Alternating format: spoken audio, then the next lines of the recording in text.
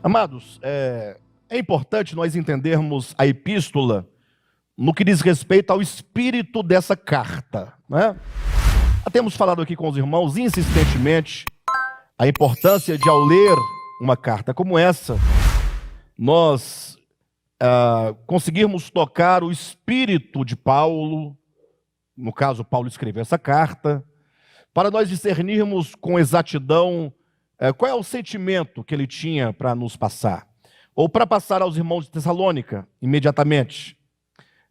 O que ele queria transmitir. Percebe-se até o primeiro momento, pelo menos até o capítulo 2, que ele não está trazendo, certamente, aqui nenhuma palavra de doutrina. Ele está apenas falando dos seus sentimentos em relação àquela igreja. No capítulo 1, ele demonstra e declara como que aquela igreja era uma igreja que respondeu ou respondia positivamente à palavra. São palavras de elogio, o ecômio, como se diz na literatura. Ele elogia os irmãos no que diz respeito ao modo como eles ouviram a palavra, como eles foram receptivos à palavra, o modo como eles acolheram a palavra. Falando da recepção da palavra, eles ouviram como palavra de Deus e não como palavra de homens.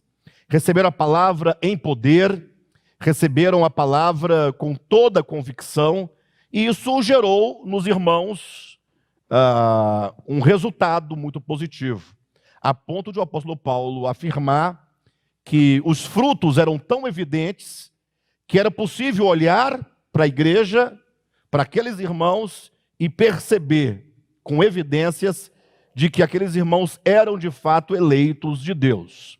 No capítulo 2, agora o apóstolo Paulo passa a falar acerca dos apóstolos, mais especificamente acerca de si mesmo, de Silvano e Timóteo, esses três que estavam ali trabalhando na igreja de Tessalônica. Então, logo, é preciso que os irmãos percebam que o capítulo 1 e 2, eles trabalham num diálogo como que equilibrando dois lados. De um lado, a igreja, o aspecto da recepção da palavra.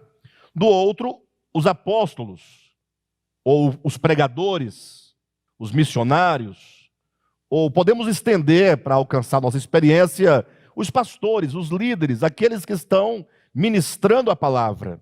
Porque a palavra tem que ter pelo menos 3 elementos, né? Ou que seja a comunicação, aquele que fala, a mensagem e aquele que recebe, o receptor, o destinatário. Então, para nós podermos absorver a ideia, o sentimento, o espírito dessa carta, nós temos que falar desses 3 aspectos. Aqueles que recebem, já falamos abundantemente no capítulo 1. Então, os irmãos que quiserem entender a questão da recepção da palavra, assistam a todas as mensagens no YouTube desta carta que falou do capítulo 1. Temos que entender também a mensagem. Até agora, Paulo não entrou especificamente em nenhum aspecto de doutrina, mas tem um espírito da carta que nós estamos falando. E temos também que falar do outro lado, que é aquele que fala, ou aqueles que falam. Quando se tem esses 3 elementos bem equilibrados, ou seja, aqueles que falam, os líderes, e esses falam com intenção pura, a palavra pura, visando de fato o crescimento espiritual da igreja. Quando se tem uma palavra pura e a igreja recebe essa palavra no coração, não pode haver outro resultado senão uma igreja adequada. Por isso que Paulo está sempre falando aqui em resultados. Veja que no capítulo 2, versículo 1, ele diz: irmãos, vocês mesmos sabem que a visita que lhes fizemos não foi inútil. Ou seja, a visita foi o quê? Frutífera. A visita gerou o quê? Resultado. Gerou fruto. E é tudo que nós queremos, né, amados? Que a nossa vida de igreja, a nossa vida ministerial, ela resulte em frutos.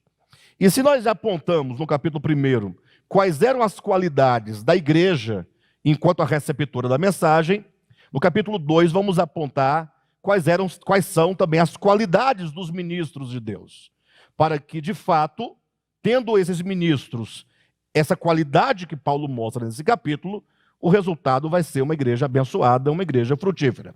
Se qualquer uma das partes falhar, aí não tem como haver resultado, não tem como haver saúde espiritual